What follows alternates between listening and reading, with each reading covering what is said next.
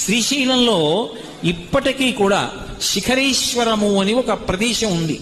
అక్కడ కొండ పైకి ఎక్కుతారు, మెట్ల దారి ఉంటుంది. ఆ పైకి ఎక్కి అక్కడ చరనంది ఉంటుంది, నంది తిప్పుతారు. ఆ నందిని తిప్పినప్పుడు ఆ నందీశ్వరుడు యొక్క పాదముల కింద చిన్న కైవారంలా ఉంటుంది. అందులో 4 పదార్థములు వెయ్యాలి: నువ్వులు, బెల్లం, బియ్యం, పత్తి గింజలు. ఈ 4 వెయ్యాలి. 4 పదార్థములు వేసి నందిని గుండ్రంగా తిప్పాలి. తిప్పితే 4 నలుగుతాయి. ఈ 4 నలిగిన తరువాత శ్రీశైల శిఖరం వేపకి నందిని ఉంచుతారు. ఉంచి ఇందాక నేను చెప్పినట్టుగా చేతివేళ్లుంచి ఆయన పృష్ఠభాగాన్ని పట్టుకుని శ్రీశైల శిఖరం వంక చూస్తారు.